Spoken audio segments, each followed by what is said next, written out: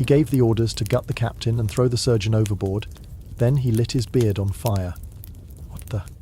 Welcome to Brutal History for Sleep, where history whispers, burns, and occasionally boards your ship with a cutlass between its teeth. If this quietly cursed little channel helps you rest and brings even a little calm to your busy life, then our efforts are worth every second it takes to make these daily videos. So please like, subscribe, and leave a comment. Tell us where in the world you're watching from and what time it is for you over there. Your support goes a long way, and our appreciation for that is more than you could know. Tonight, a pirate steals a French slave ship, arms it with 40 cannons, and names it after a dead queen. He blockades cities, terrorizes merchants, and sails through the Caribbean wrapped in smoke, because fear works faster than bullets. Now, close your eyes. The fire crackles beside the bed. The sheets are warm, but the silence is heavier than usual. Breath slows, limbs sink, and in the dark, the memory returns. Coarse sails snap in salt wind. You smell the stink of gunpowder and sweat. Above deck, boots thud against wood as men load pistols in silence. The torches burn low. Smoke coils from a man's beard like incense from a reliquary. He doesn't speak. He doesn't need to. The ship is his. The fear is yours. And the night is very, very long. The year was somewhere around 1680, give or take a decade, and in the grimy back streets of Bristol, England, a child arrived into the world with all the fanfare of a dropped turnip. No church bells rang. No midwife bothered to write down the exact date. The baby who would one day terrorize the Atlantic Ocean slipped into existence like a pickpocket into a crowd, unnoticed, unnamed, and thoroughly unremarkable. Bristol sprawled along the River Avon, like a merchant who'd eaten too much and couldn't quite stand up straight. The city reeked of tar, fish guts, and human ambition. Ships crowded the harbour like teeth in a diseased mouth, their masts scratching at the grey English sky. Somewhere in this maritime cesspool, young Edward, or was it Edmund? The records disagree when they bother to exist at all, took his first breath of salt-tinged air and promptly began his career of being historically inconvenient. His father might have been a rope maker, or sailor, or possibly a moderately successful thief who owned a hat. The chronicles of the time showed remarkable consistency in not caring about poor children unless they died in interesting ways. Young Thatch, or Teach, depending on which drunk clerk wrote it down, grew up in the shadow of ships, learning the universal language of the docks, profanity, violence, and the fine art of looking busy while doing absolutely nothing. The boy watched merchants count their coins with the dedication of priests at prayer. He watched sailors stumble from taverns, their pockets lighter and their bruises fresher. He watched the ships come and go, their holds full of sugar that tasted of blood and cotton that whispered of chains. The Atlantic trade had made Bristol rich, and Bristol had made its people hard. Young Edward absorbed these lessons like a sponge absorbed bilge water, thoroughly and with lasting effect. By the time he reached whatever passed for manhood in those days, possibly 14, possibly 20, records remained admirably vague, Europe had decided to have one of its periodic fits of violence. The War of the Spanish Succession erupted in 1701 because apparently the previous century hadn't provided quite enough opportunities for Catholics and Protestants to murder each other over who got to wear the fanciest hat. England needed sailors.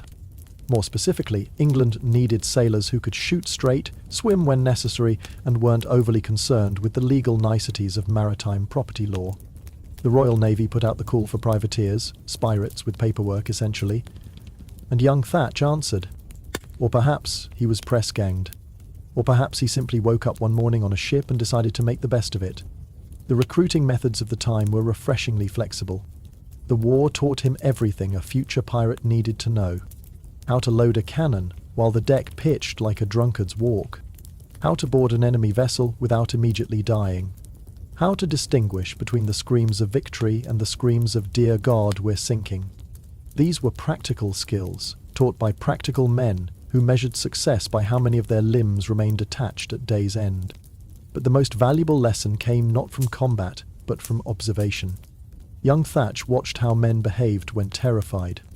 He noted how a reputation could clear a deck faster than grape shot. He saw captains win battles before the first cannon fired, simply by flying the right flag and looking appropriately deranged. Fear, he learned, was more efficient than violence. Violence was messy, expensive, and occasionally fatal to the wrong people. Fear was clean, cheap, and remarkably portable. The war dragged on for 13 years, which was considered positively brief by European standards. Treaties were signed, borders were redrawn, and thousands of privateers suddenly found themselves unemployed.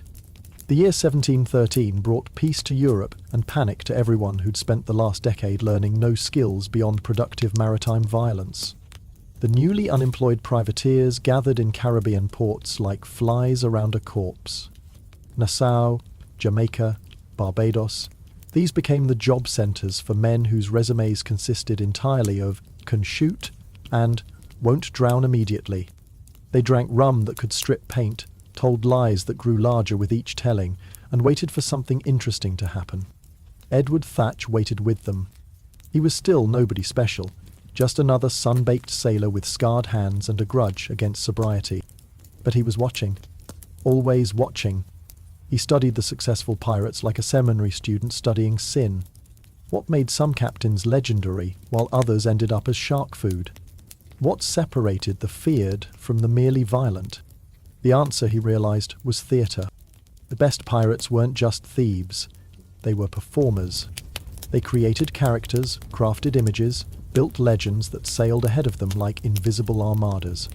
The pirate who had to fight every battle would eventually lose one. A pirate who won before arriving would live to steal another day.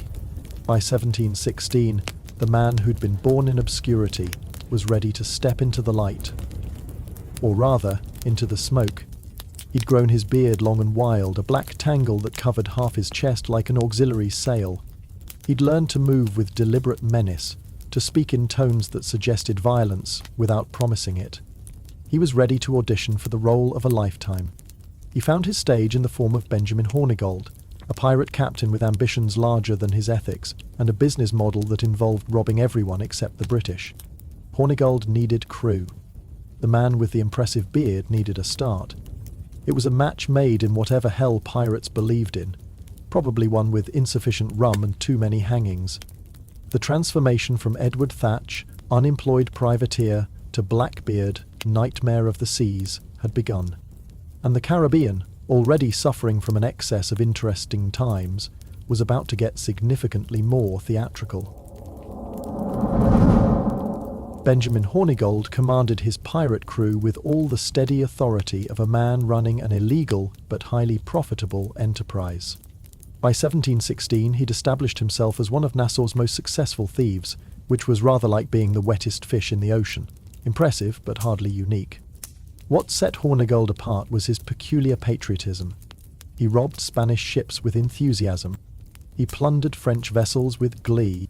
But British ships, those he left alone, like a vegetarian pirate who only ate certain types of meat. Into this floating theatre of selective theft stepped the man with the memorable beard. Hornigold took one look at the newcomer, tall, dark, and radiating the kind of quiet menace that made brave men reconsider their bravery, and hired him on the spot. Pirates weren't known for their lengthy interview processes. The Caribbean in 1716 was experiencing what historians politely called a golden age of piracy, and what everyone else called absolute bloody chaos. The end of the war had dumped thousands of trained killers into an economy that had no use for them. Nassau had become their unofficial capital, a sun-baked collection of brothels, taverns, and impromptu gallows where governance was more suggestion than law. Hornigold's crew operated out of this paradise of poor decisions. They sailed in small, fast sloops that could outrun anything they couldn't outfight, which was most things. The strategy was simple. Find a merchant vessel, chase it until it surrendered, take everything valuable, and try not to sink anything British. It was robbery with standards, which was rather like being a vegetarian cannibal, technically possible but philosophically confusing. The new recruit proved himself useful immediately. Where other pirates relied on brute force and loud threats, he employed a different strategy. He would board a captured vessel and simply stand there, letting his presence fill the space like smoke from a cannon. Merchants would hand over their cargo while trying not to make eye contact. Sailors would suddenly remember urgent business in the ship's hold. It was efficiency through intimidation, and it worked beautifully. Within weeks, the crew had noticed their new member's peculiar habits. He kept his beard meticulously groomed into wild disorder, if such a contradiction was possible. He collected pistols like other men collected grudges, obsessively and with no apparent limit. He spoke little but managed to make silence sound threatening. Even among pirates, a profession not known for its mental stability, he stood out as memorably unhinged. Hornigold, being a practical man, promoted him to quartermaster faster than a priest fleeing a brothel. The position came with responsibilities, maintaining discipline, distributing plunder, and occasionally reminding the crew that shooting each other was bad for business. The man with the beard handled these duties with the same quiet efficiency he brought to everything else.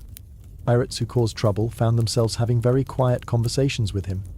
These conversations usually ended with the troublemaker deciding that actually they weren't troublesome at all. The partnership between Hornigold and his rising star worked like a well-oiled torture device. Hornigold provided the strategy and connections. His quartermaster provided the enforcement and increasingly theatrical presence. Together, they carved a profitable niche in the crowded Caribbean market for maritime theft. But success in piracy, like success in any business, attracted attention. Other pirate crews began to notice Hornigold's operation. Some tried to muscle in on their territory. These attempts ended poorly, usually with the interlopers discovering that the scary man with the beard was even scarier up close. Word spread through the taverns of Nassau. Hornigold's crew was not to be trifled with, and his quartermaster was not to be looked at directly. The Spanish, meanwhile, were getting increasingly irritated by the whole situation. They'd spent centuries establishing a profitable system of exploiting the New World, and they didn't appreciate freelance entrepreneurs cutting into their margins. Spanish warships began patrolling more aggressively. Spanish merchants started sailing in convoys. Spanish governors started writing strongly worded letters to their British counterparts, who filed them in the diplomatic equivalent of a wastebasket. It was during one particularly profitable raid that the man with the beard did something that would define his later career. The captured merchant captain, a pompous Spaniard with more gold teeth than sense, demanded to know who dared to rob a vessel of His Most Catholic Majesty. The quartermaster's response was to light a slow match, the same kind used to fire cannons, and tuck it under his hat so that smoke wreathed his face like a personal storm cloud. "Now you know," he said, and nothing else. The Spanish captain handed over his cargo with the enthusiasm of a man discovering religion at sword point. But more importantly, he lived to tell the tale. And tell it he did, in every port from Havana to Cadiz. The story grew with each telling. The smoke became fire. The beard became a living thing. The man became a monster. Hornigold watched his quartermaster's growing reputation with the satisfaction of a businessman watching his investment mature. But he also watched with the wariness of a man who knew that ambitious subordinates rarely stayed subordinate. The younger man was learning too fast, growing too bold, becoming too memorable. By late 1716, tensions were building like pressure in a badly maintained cannon. Hornigold was considering retirement, or at least the pirate equivalent, accepting a pardon and pretending to be respectable. His quartermaster had different ideas. Why retire when the business was booming? Why accept pardons when you could accept plunder? The crew sensed the growing divide. Some sided with Hornigold and his conservative approach to crime. Others looked at the man with the smoking beard and saw the future of piracy, bold, theatrical, and unconstrained by inconvenient loyalties to any particular nation. The Caribbean held its breath, which was impressive for a body of water. Change was coming to the Brotherhood of Pirates, and it would arrive with all the subtlety of a cannon blast. The apprentice was about to graduate, and his thesis would be written in smoke and terror. But first, he needed a name. The fellow with the memorable facial hair was accurate but lacked the punch needed for a proper pirate brand. The Spanish had started calling him El Barba Negra. The English, never once to let foreign languages get in the way of a good nickname, translated it directly. Blackbeard was born. The transformation from merely terrifying quartermaster to legendary pirate required more than just a memorable name. It required what modern marketing executives would call brand development, though Blackbeard's approach involved considerably more gunpowder and significantly fewer focus groups. By early 1717, the split between Hornigold and his protégé had become as obvious as a missing limb. Hornigold spoke increasingly of pardons, respectability, and the novel concept of not being hanged. Blackbeard spoke of larger ships, bolder raids, and the exciting possibilities of terrifying entire coastlines. The crew listened to both speeches with the patient expression of men calculating which option would make them richer. The mathematics favoured Blackbeard. Hornigold's cautious approach had made them comfortable, but comfort was just another word for not rich enough. The mysterious man with the smoking beard promised more than comfort. He promised infamy, which in pirate circles was better than gold and considerably more durable. The split, when it came, was surprisingly civilized. Pirates might have been thieves and murderers, but they were democratic thieves and murderers. The crew voted, Hornigold lost, and suddenly found himself in need of new employment. He took his share of the plunder and a handful of loyalists and sailed away to become respectable, which in his case meant becoming a pirate hunter. Career changes in the Caribbean were refreshingly flexible. Blackbeard now commanded his own ship and crew, but he understood that successful piracy required more than just boats and violent men. It required image, brand recognition, a signature style that would make merchants surrender at the mere rumour of his approach. He began with the beard itself. Where other men might trim or clean their facial hair, Blackbeard cultivated his like a garden of intimidation. He twisted it into multiple braids, each one decorated with ribbons that looked festive, until you realized they were the same type used to bind corpses.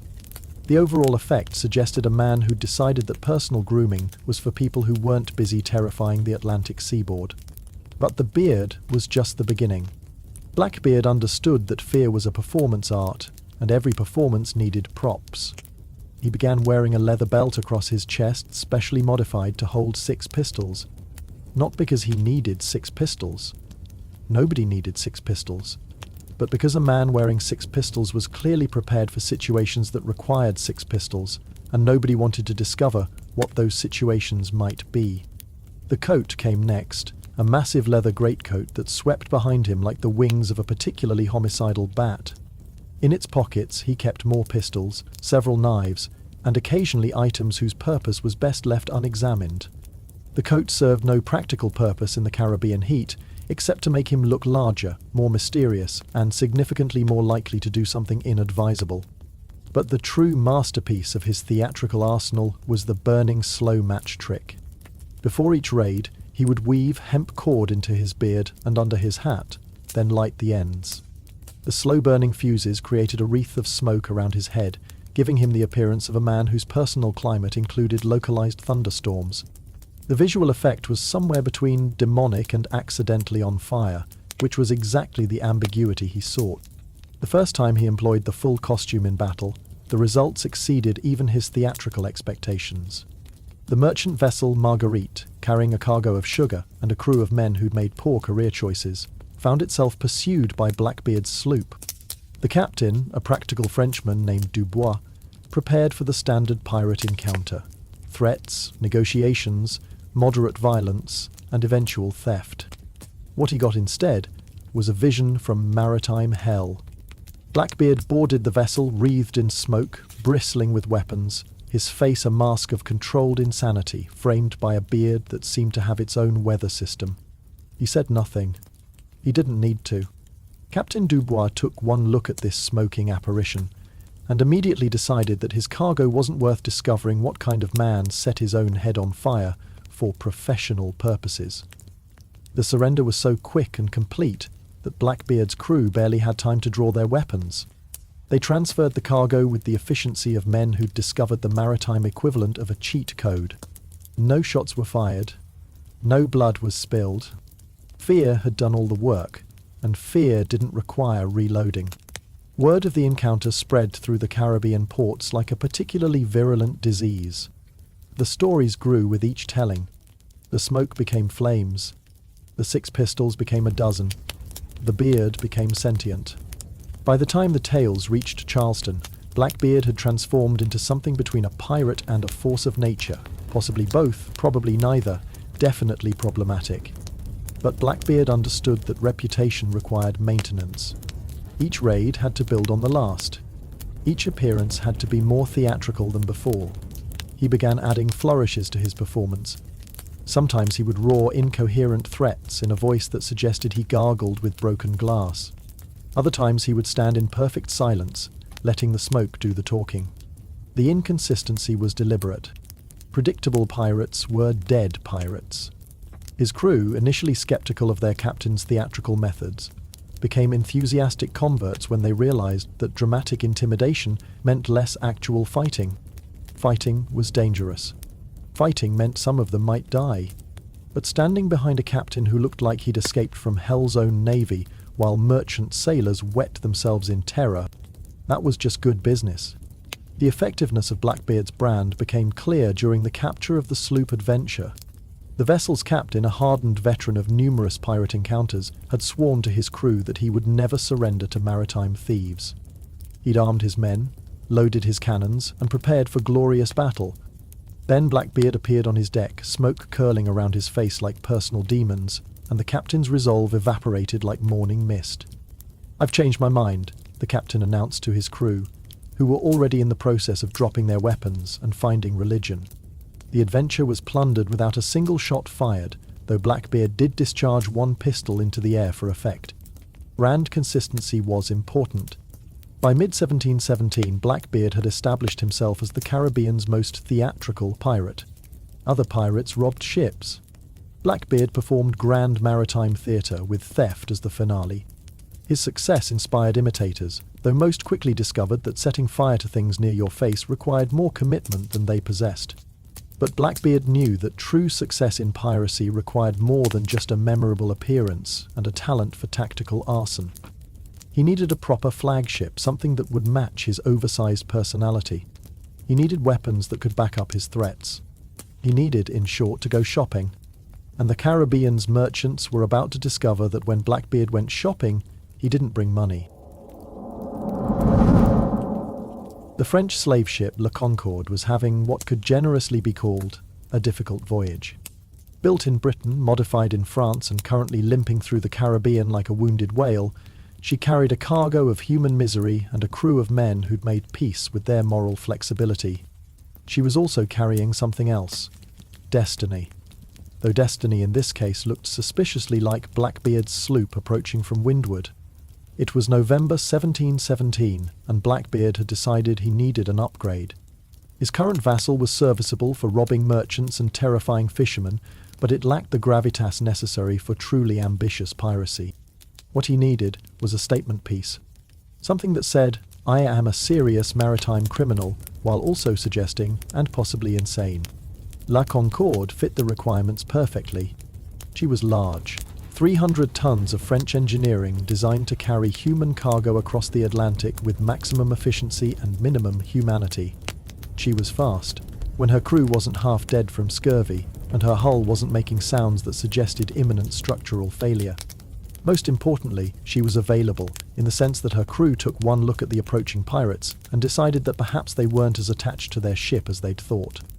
The battle, such as it was, lasted about as long as a prayer and was considerably less spiritual. Blackbeard's men swarmed aboard to find the French crew already practicing their surrender poses.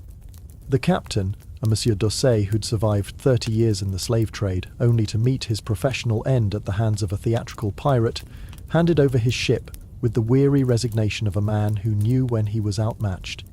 Blackbeard inspected his new acquisition like a duke surveying an estate, if dukes typically wore smoking beards and carried enough weapons to arm a small village. The ship was perfect for his purposes, large enough to carry proper cannons, spacious enough for a substantial crew, and intimidating enough to make merchants reconsider their career choices from a considerable distance. The rechristening ceremony was brief and typically piratical. La Concorde died that day, and from her bones arose Queen Anne's Revenge, named after the recently deceased British monarch who'd had nothing to do with piracy, but whose name suggested both royalty and vengeance. It was branding at its finest. Respectful enough to avoid immediate British retaliation, threatening enough to worry everyone else. The transformation of the ship matched the ambition of her new captain.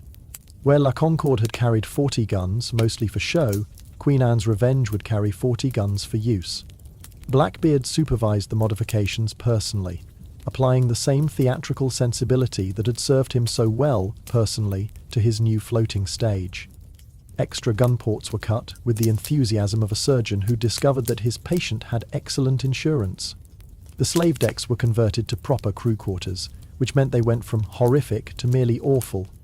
The captain's cabin was expanded and decorated in what could charitably be called late pirate intimidation style.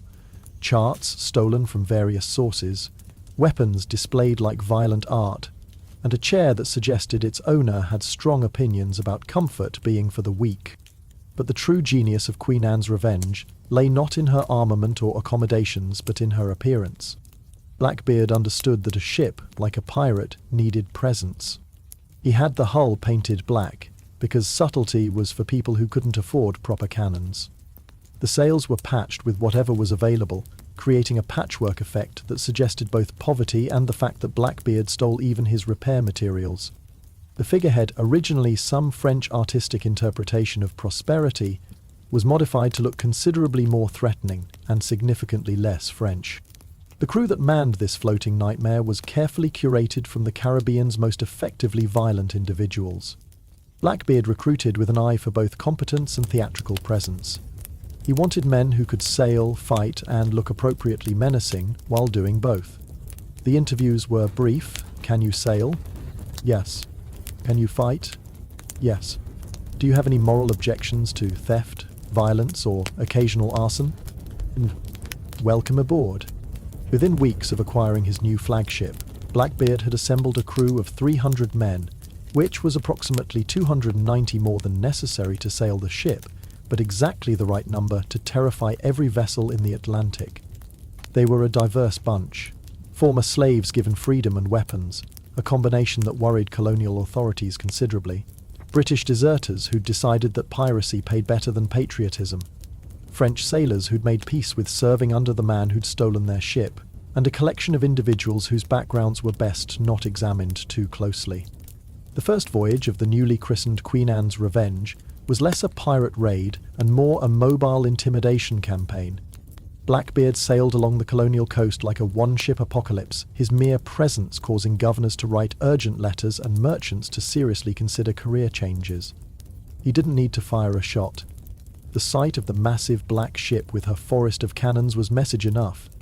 When he did engage in actual piracy, the results were predictably one-sided. The merchant vessel Great Allen surrendered after Blackbeard fired a single warning shot that removed most of their mainmast and all of their courage. The cargo ship Margaret gave up when her captain realized that the approaching vessel had more cannons than his ship had crew members. The sloop Rose tried to run, discovered that Queen Anne's Revenge was surprisingly fast for something that looked like a floating fortress, and surrendered with the enthusiasm of men who'd made a terrible miscalculation.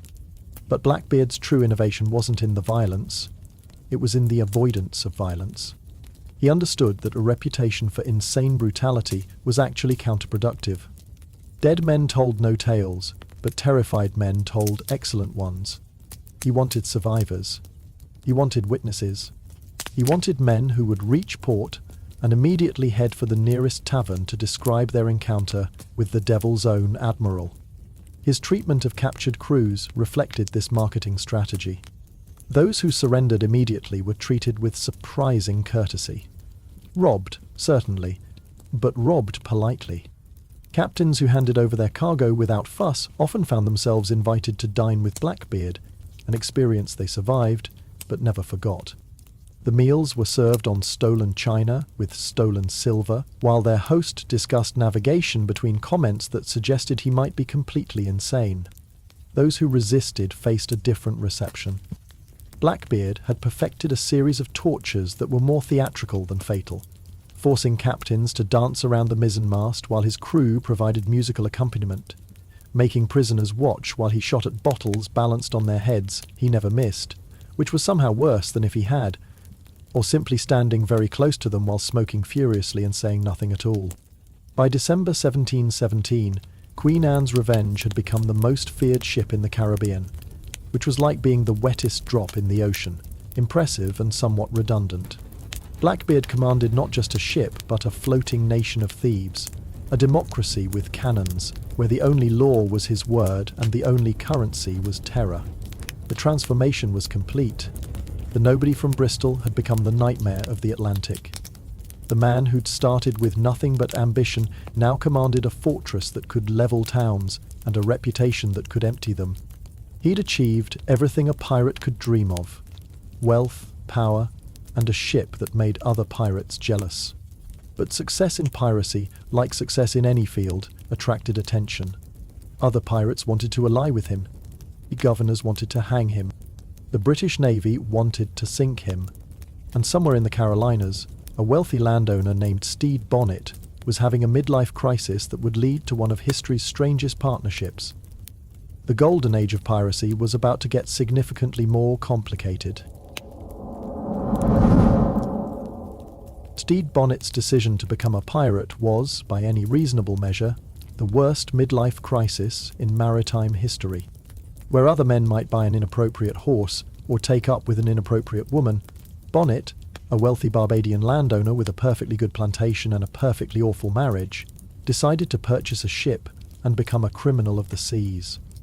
It was rather like a sheep deciding to become a wolf if sheep had money and wolves had no idea what they were doing. The year was still 1717, and Bonnet had equipped his ship, the Revenge, because apparently subtlety was not taught at whatever school prepared plantation owners for piracy, with 10 guns and a crew he'd actually paid wages to recruit. This was his first mistake. Pirates weren't supposed to receive steady salaries.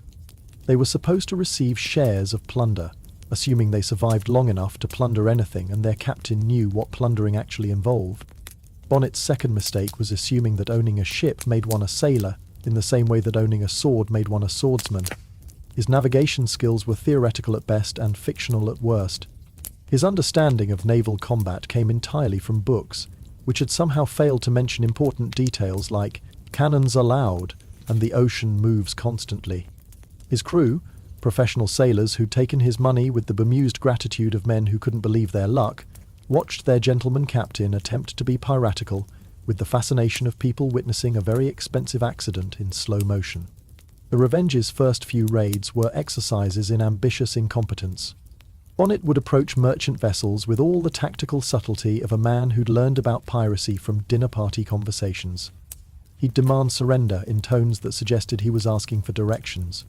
When merchants actually fought back, which they did once they realized their attacker was essentially a confused landlord with a boat, Bonnet's response was to panic creatively.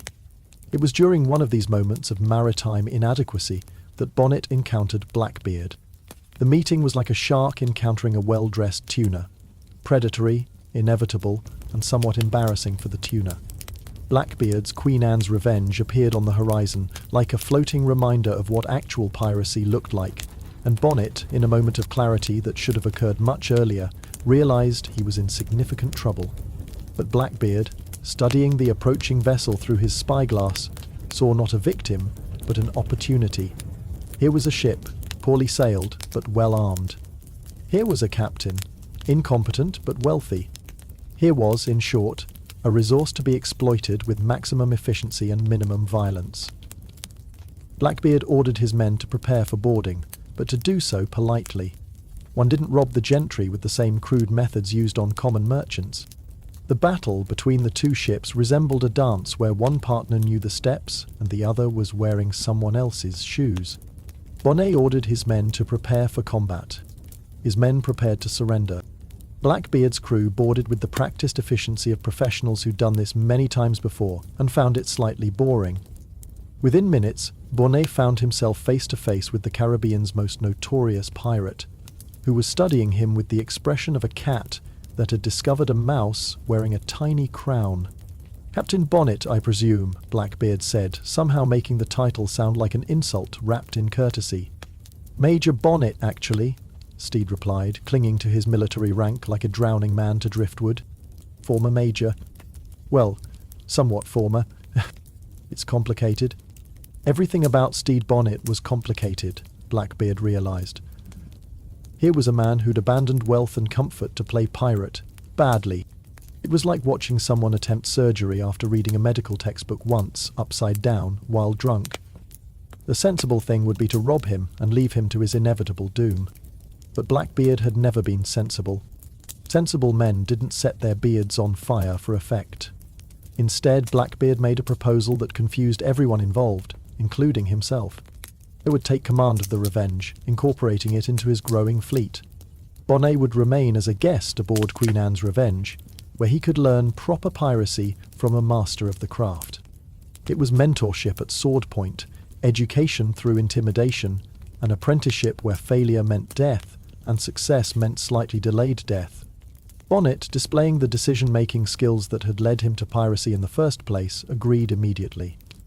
His crew, relieved to be under competent command, even if that command involved significantly more danger, transferred their allegiance with the speed of men who'd been looking for an exit strategy. The Revenge gained a real captain in the form of one of Blackbeard's lieutenants, while Bonnet gained a front-row seat to watch actual piracy performed by professionals. The arrangement was, by any measure, bizarre. Blackbeard treated his guest with a courtesy that bordered on sarcasm. Bonnet was given a cabin, invited to meals, and included in planning sessions where his suggestions were heard with polite attention and then completely ignored. It was like being a mascot for criminality, a position Bonnet filled with earnest incompetence. But something strange happened during their time together. Bonnet, for all his inadequacies as a pirate, was educated, well-read, and capable of conversation beyond a ra and hand over your cargo. Blackbeard, who'd spent his life among sailors and thieves, found himself enjoying discussions about literature, philosophy, and the proper way to organize a ship's library. It was the oddest friendship in the Caribbean, the gentleman pirate who couldn't pirate, and the common pirate who was anything but common. Their combined fleet operated with devastating efficiency. The Queen Anne's Revenge would appear like a seaborne nightmare. The Revenge would cut off escape routes with newly acquired competence, and merchant vessels would surrender with the enthusiasm of men who'd realized they were outnumbered, outgunned, and out-captained by someone who set his own head on fire, recreationally. During one particularly successful raid, Bonnet watched Blackbeard terrify an entire crew into submission without firing a shot. The secret, Blackbeard explained later over stolen wine, was understanding that piracy was primarily a psychological profession. "You don't need to kill everyone," he said, smoke still wisping from his beard. "You just need to make them think you might. Fear is more efficient than murder. Also, corpses can't spread your reputation." Bonnet took notes, literally. He had a small leather journal where he recorded Blackbeard's wisdom with the dedication of a student who'd finally found a teacher worth listening to. "Intimidation through uncertainty," he wrote. "Strategic madness. Fire near face equals respect." His notes revealed a man trying desperately to understand a profession he'd entered the way most people entered cold water, suddenly, painfully, and with immediate regret. The partnership produced results that surprised everyone, including the participants. Merchant ships surrendered at the mere sight of their combined flags. Colonial governors increased bounties. The British Navy sent strongly worded memorandums. And Stede Bonnet, against all probability and most common sense, began to develop something approaching competence. Not good competence, but competence nonetheless. The difference between certain death and probable survival. But Blackbeard knew the arrangement couldn't last. Bonnet was like a pet that had learned an amusing trick, entertaining for a while, but ultimately still a pet. The gentleman pirate would never be truly feared. He lacked the essential madness, the willingness to become the monster that proper piracy required. He was playing a role, while Blackbeard had become the role so completely that even he wasn't sure where Edward Thatch ended and the legend began. By late 1717, the separation was inevitable. Blackbeard had bigger plans, darker ambitions, and no room for passengers, no matter how entertaining. Bonnet had learnt enough to survive, probably, and that was more than most men got from Blackbeard's attention. The Revenge was returned to its original owner, like a borrowed book with suspicious stains and several missing pages. "Try not to die immediately," Blackbeard advised during their farewell. "It should reflect poorly on my teaching." Bonnet, clutching his journal of piratical wisdom, managed a salute that was only slightly wrong. "I'll do my best to die productively," he replied, which was probably the most piratical thing he'd ever said. They parted ways as the year waned. The theatre major of piracy and his unlikely understudy. Bonnet would go on to have his own adventures, most of them ending badly, but none of them boring. Blackbeard would continue his reign of theatrical terror, building a legend that would outlive him by centuries. The Caribbean watched their separation with interest. Alliances in piracy were like ships in storms, temporary arrangements that ended when the weather changed. But this had been different. This had been education masquerading as exploitation, friendship disguised as theft. It had been, in its own peculiar way, the most honest relationship either man had experienced. As 1717 drew to a close, Blackbeard commanded not just a ship but a fleet, not just a crew but a nation of outlaws. He'd achieved everything a pirate could want, and several things they couldn't. The nobody from Bristol had become somebody. The man with no past had created a future written in smoke and fear. But empires, even piratical ones, attracted attention. And attention in the Caribbean of 1717 usually arrived in the form of warships. By December 1717, Edward Thatch had accomplished something remarkable. He'd transformed himself so completely into Blackbeard that even he occasionally forgot which one was real. The man who'd started with nothing but ambition now commanded a floating empire that stretched across the warm waters of the Caribbean like a net made of fear and cannon smoke. Queen Anne's Revenge sat at anchor in a hidden cove somewhere off the Carolinas, her black hull reflecting the moonlight like the shell of some prehistoric sea beast. Around her, smaller vessels clustered like pilot fish around a shark. Sloops and brigantines crewed by men who'd decided that following a madman was more profitable than opposing him. The fleet that had started as one stolen ship had grown into something the colonial authorities whispered about in tones usually reserved for natural disasters. From Bermuda to Barbados, from Charleston to the Chesapeake, Blackbeard's name carried weight that gold couldn't match.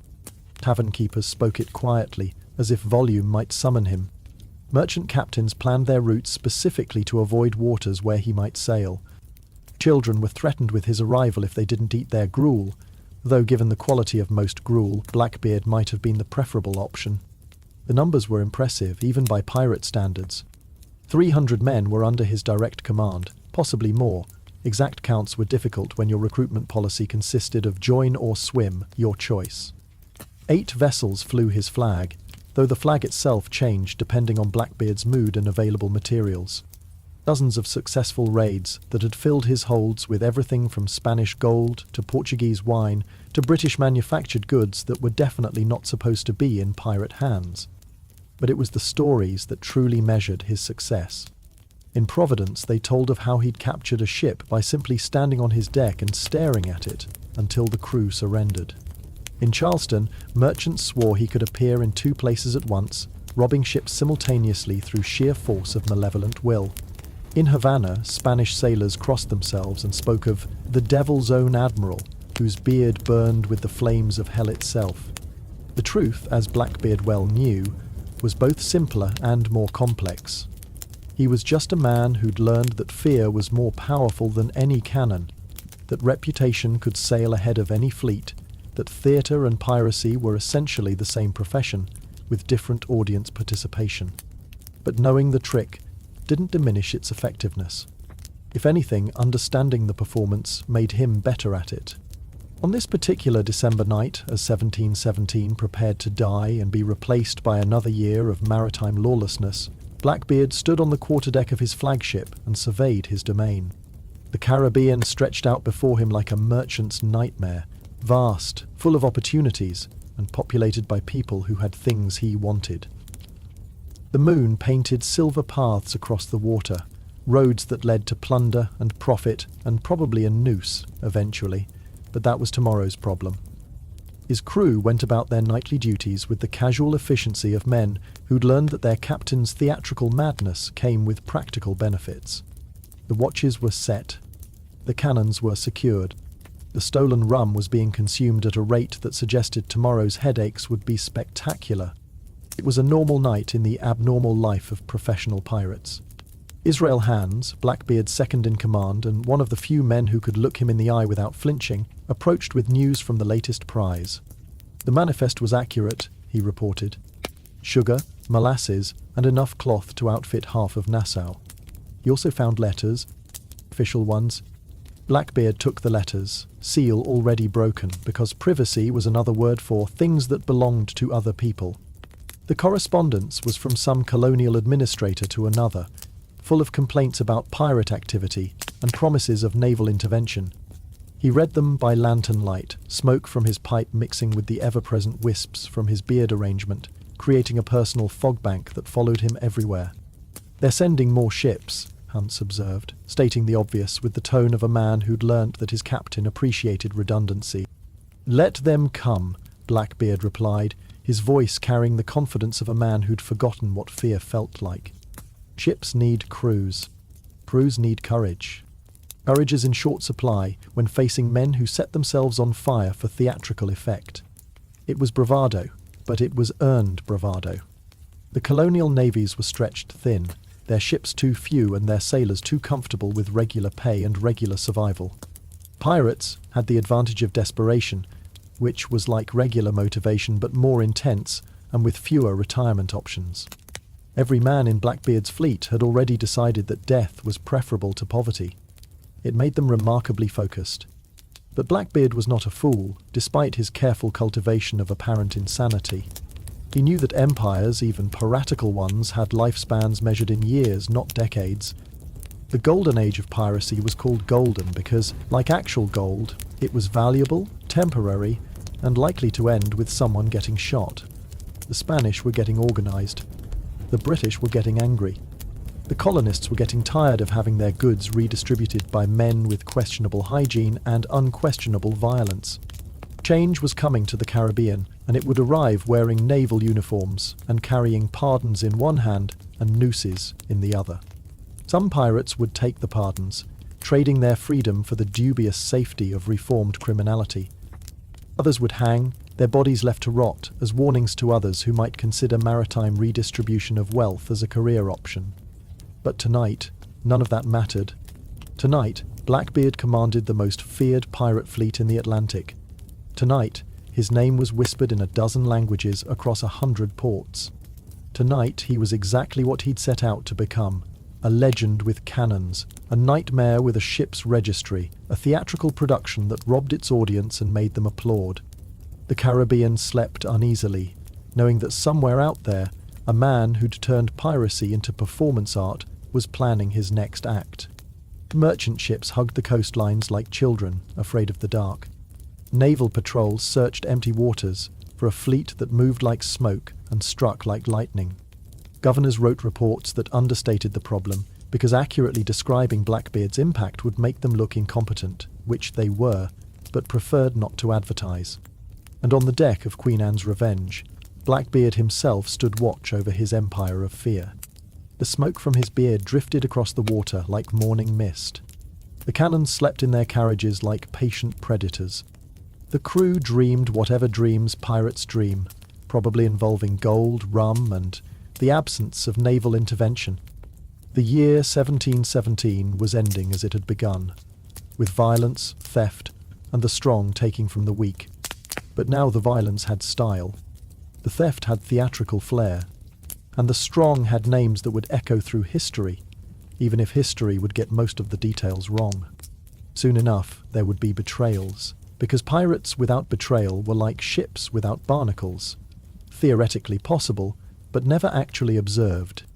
There would be blockades, because eventually someone would decide that Blackbeard had stolen enough and it was time for the government to get back to being the only organization allowed to steal from people. There would be one very inconvenient beheading, because all good stories need an ending, and pirate stories traditionally ended with sharp objects and severed body parts. But that was the future, and pirates who worried too much about the future tended not to have one. Tonight was for rest. Tonight was for the calm satisfaction of successful criminality. Tonight was for standing on a stolen deck, wearing stolen clothes, drinking stolen wine, and contemplating a career that had exceeded all reasonable expectations and most unreasonable ones. Somewhere in the darkness, a fish jumped. Somewhere else, a nightbird called. And somewhere in between, the most notorious pirate in the Atlantic prepared for sleep, his beard no longer smoking, his pistols temporarily holstered, his reputation standing watch better than any sentry. The golden age of piracy sailed on through the December darkness, unaware that its expiration date was already being written in government offices and naval manifests. But golden ages never know their ending. They simply continue until they don't, leaving behind stories that grow larger with each telling and names that refuse to die even when their owners do. Blackbeard's empire floated on calm seas under clear stars, as perfect as any criminal enterprise could be. Tomorrow would bring new challenges, new chances for theatrical violence, new opportunities to transform fear into profit.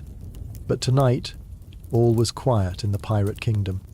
Tonight, the only sounds were the gentle lap of waves against stolen hulls, and the occasional snore of men who'd chosen excitement over safety and were, for the moment, content with their choice. The year 1718 would arrive soon enough, bringing with it complications, conflicts, and sharp objects applied to neck regions. But that's a story for another night. Tonight, we leave Blackbeard at the height of his powers, his beard unlit, his cannons cold, his future unwritten. Tonight, the nightmare of the Atlantic rests peacefully, dreaming whatever dreams monsters dream. And so should you. Good night. Thank you for listening one last time. May your sleep be deep, your dreams quiet, and your mind at peace. Good night.